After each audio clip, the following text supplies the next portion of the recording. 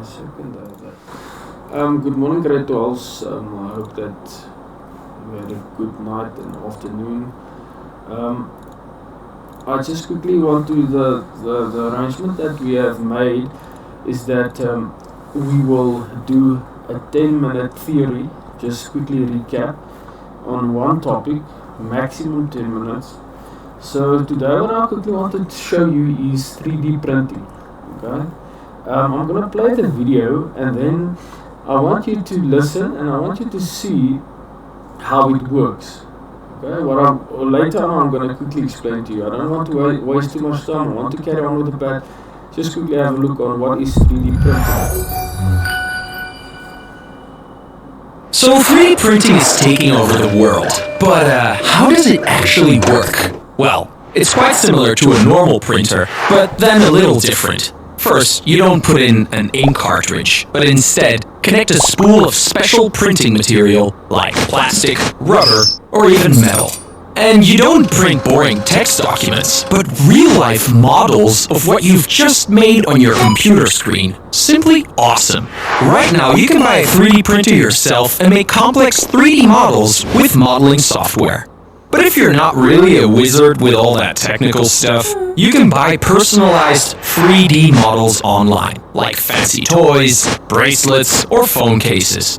Then send it to a 3D print shop nearby, choose a material, and pick up your own unique item. Sweet. In the medical world, they're developing 3D printers with special biological material. They're working on printing heart valves, ears, bones, skin, and even printed a small human kidney that can live for 3 months. It's just amazing. And hold on to your seats. They're developing a 3D printer that can print in space and are planning to print a moon base. A moon base! But, still, the coolest thing you can print with a 3D printer is another 3D printer. Booyah!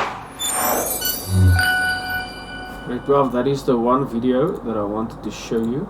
And then this one, I'm not going to play the whole video. 3D printing is a technology that lets you take a digital file and turn it into a physical product. Almost anything you can imagine, people are creating. I think it's going to open up whole new opportunities in areas of mass customization. Unlike with music or movies, with a 3D printer, a lot of things that are printed aren't protected by copyright. One of the really cool things about 3D printing is it really changes the dynamic of a consumer culture. It turns you from being a passive consumer to an active creator.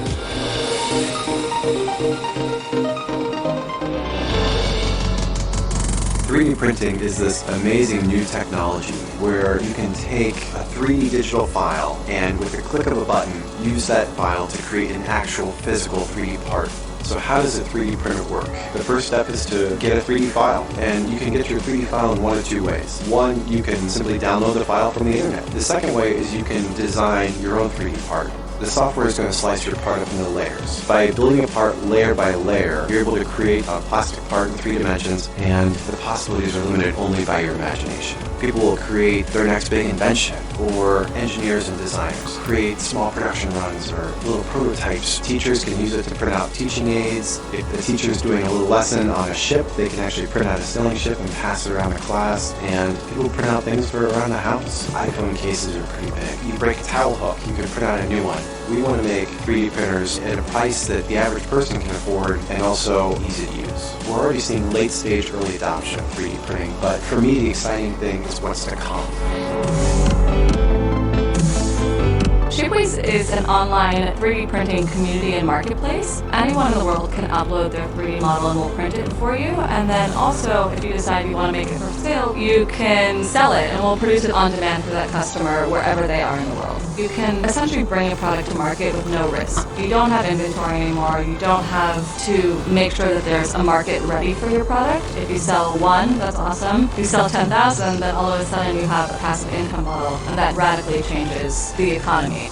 Usually to bring a product to market takes a year, and then you have to find the manufacturer and the investor, and so it's going to force us to change the way we think about not only buying products, but how they're made. One of our colleagues broke his stroller, and it would have cost him something like $250 to get that part in the mail from the stroller company, and he literally just 3D printed a stroller part and got it for $20. You have this explosive technology where everything is made just for you, but at the price and quality of something you buy in a store. This could be a scary technology for some companies, because what does that mean for seasons now? Do you have infinite inventory? And what does it mean for scarcity, which is one of the core tenets of so many industries? I think it's very similar, though, to social media or other tools of engagement where you're afraid to see what that would mean to let consumers co-create with you, or to really rethink your traditional manufacturing process because you have so many middlemen.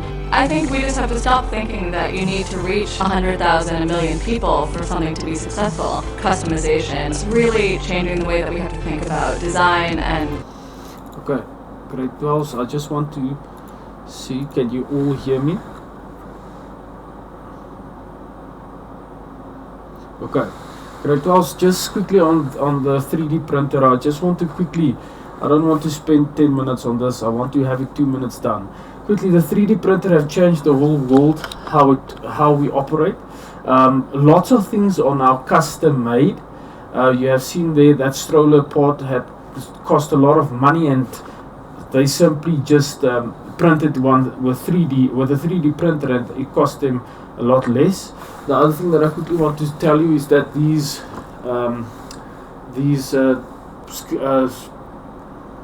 shields, they also are printed with 3D printers. 3D printers are becoming more popular. The one thing that I just want to quickly talk about here is the advantages and disadvantages. The advantages that we have in the thick textbook is that you can create parts, just like I said with the stroller, that is on demand. So if you need this part, you can quickly design it 3D and you can print it. Also, you don't need to wait for the manufacturer to create this 3D object. You can create it at home. The disadvantages, remember that 3D printer is still quite expensive. Also, you need quite a lot of knowledge to create these 3D images if you want to customize it. So your program or software knowledge should be very good. And then another thing also, you can only print a 3D object as big as the printer will you allow to. So if that printer is, let's say, 1 meter tall or 50 centimeters tall, then you can only print an object that is, let's say, 45 centimeters tall. So that is also an important aspect that you must take into consideration. Okay, so that is for the 3D printers. You can see on that thick textbook, it's also part of the work. What we will do now is we'll carry on with the pad. Okay. Yesterday we ended on phase 1. I just quickly want to recap on this. We did the report. Okay. We later on, there was a bit of time left. Then I said to you, what you should do is after the declaration, press enter twice.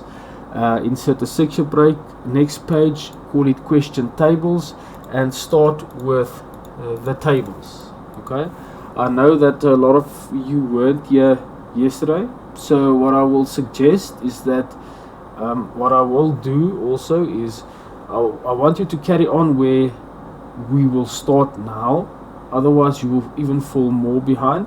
If there's time left, I'll maybe play the video of yesterday so you can catch up.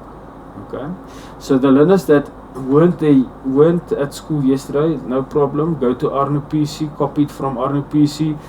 You'll see there's a desktop folder on my desktop. Go inside that folder, you'll see there's a pad folder, copy and paste it in your name and surname folder, and then just rename it to your name and surname CatPad 2020 grade 12. Okay, and then open up a blank Word document so we can start where we are currently at. You have lost quite a lot of work, so you must catch up, please. Remember, the pad is 25% of your marks. Okay, let's quickly look at the question table. A lot of you were still here, and I've talked to a few of you and said, but maybe I'm too fast, maybe I'm too slow. So I'm going to quickly give you a few seconds to just finalize the table so that you have the table. Remember, it is 11 rows and 8 columns. I want us to start with a questioning and also with a focus question. Okay, so I want us to keep in mind what question. I want us to draw up the questions, and then I want us to, out of those questions, I want us to draw up a focus question. Okay, so let me just give you a few seconds. I know there are some of you that is still copying with the content from our computer, so let's just wait a few seconds.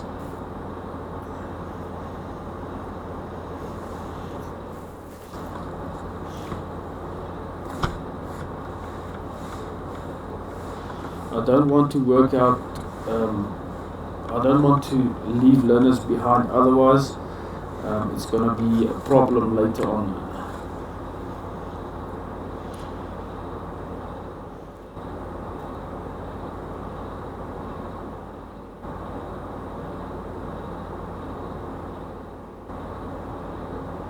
Okay.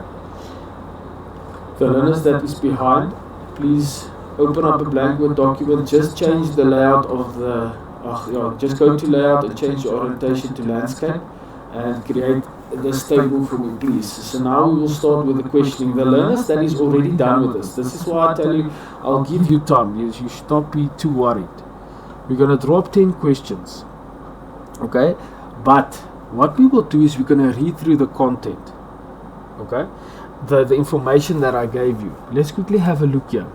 Inside your information folder, you'll find there's current situation. There's a document called current situation. Now if I open up this, you'll see I've copied and pasted content from the internet to this Word document. So if you open up this Word document, you'll see there's all the content that I got from the internet, as well as for our bibliography information, all the information that will be needed. Okay, so you'll see I think there are 4 sources in this current situation document. So I want you to read through these sources. Okay, if you read through these sources, try to draw up questions regarding the feeding schemes, and I want you to also keep in mind that it must be categorized according to 3 categories. So the one can be statistics, for example, the one can be the one will be statistics, the other one can be solutions. So I'm just reading also here. As I read through this content, I draw up 3 categories that I will categorize my work into. The one can be information or background information, the one can be statistics, the one can be solutions, the one can be action plans. Okay, so I want us to read through this content while you have time, and while we are waiting for the other learners, just to read through this, try to draw up 10 questions. Okay, but what we need to take into consideration, there's other sources as well, but if I can suggest, use these that is in this current document. These 14 pages. Okay, I just quickly want to emphasize this. Here you type in the question, here you type in the question level, and here the category. Okay, so I want these 4 columns to be done by today. I know it's quite a lot, but let's try to complete it. So we have the question level, and we categorize it according to 3. The 3 categories are very important in grade 12, because in our report, in the final report, we're going to have those as subheadings in our discussions. Okay, and then the type of source. For us, we mainly use internet sources and journals. That is the other source that I quickly want to look at. The other sources that you can use, you'll see here, is the videos. that I've uploaded for you. Townships that we'll visit over the next several I'm not going to go through each one. I wanted us to use this. Wish you were here. I wanted to use this in the HTML to put in the video, but there's no HTML. So we can use this, these videos. And his chart. We can also use the journals or the research that the Center of Excellence in Food Security did. What is important here, I don't want you to read through all of it. It is 47 pages. It's way too much. What I want you to take note on these PDF files is that go to the table of content, okay, and read there the portion that you will be looking at, okay, evaluating school feeding in the Eastern Cape, for example. Okay, so use the table of content to guide yourself, or the content to guide yourself on what topic you want to look into. Okay, the same with the next one that I have. There are lots of PDF files, lots of research that is done. Okay, this is to 2008, but it can still be relative in today. So go down, table of content, read through here. Okay, here you can see people that are responsible for the feeding schemes and how it works. The same with this one. So what I will do, if I were you, I'll read through the current situation. I will also read, if I can't get my 10 questions there, I will read through these PDF documents. Grade 12s, remember, you must use, I will suggest to use at least 3 web sources and a journal and a video. Use as much sources as possible, but it must be at least 3. I think it's 2 websites and 1 other source. Okay? And then quickly, I just want to, I'm going to keep this on the screen, the type of questions. Because if you go to our CAT-PAT guidelines, and I'll scroll down,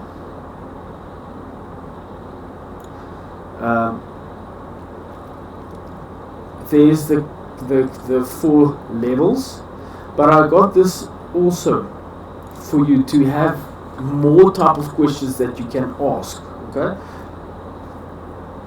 if you look there, level 1, 2, 3 and level 4. Okay, I will suggest you must have at least 3 levels as well of questioning. I'll have there level 1, level 2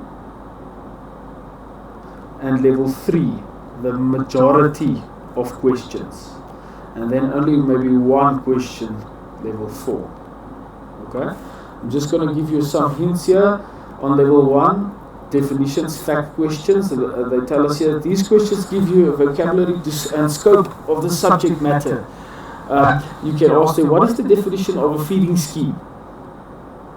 How many feeding schemes are currently within the Berkeley East community or district, or even the Eastern Cape? Okay, analysis, the next one. Why does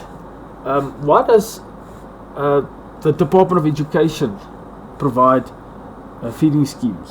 What are the reasons for these feeding schemes? How does it function from the department down to ground level?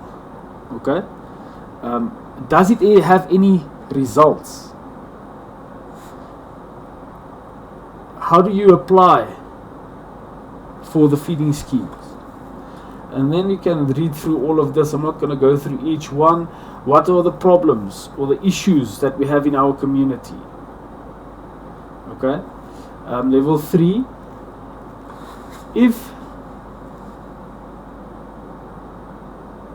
So I'm also just reading. If there are feeding schemes, what will change?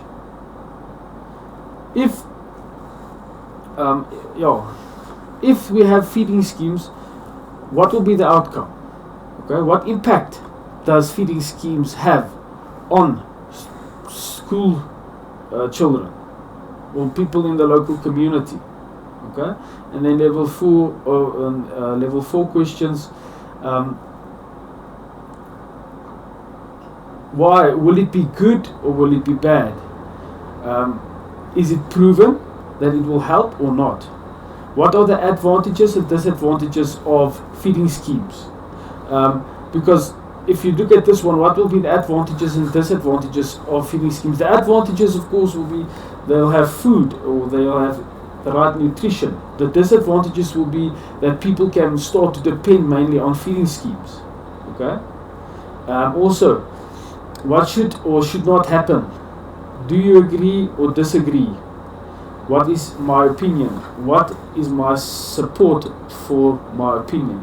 Okay, let's say they just tell us here, how can you use these questions? Take any concept or statement, put one of these keys in front of it, put a question mark at the end, and you'll have your question. I'm just going to do the first question. What I'm expecting of you now, I'm going to do, let's say, what is the definition of a feeding scheme? So I'm going to have here, what is it? What is the definition of a feeding scheme? And then here I'll have there my question level 1. So I will just simply put in here level 1. And here on my category I'm going to have it as background information. Okay, so that is basically what I want us to do here. Here, I will, out of the source that's going to be answered, that's why I tell you, you read through the sources. This is just an example. Let's say I found out that the feeding scheme is in one of, on the current situation in the first source. Then I will just simply say there, it's from a website. And then I will have the internet. Okay. That is what I want us to do today, if we can. I want us to have 10 questions.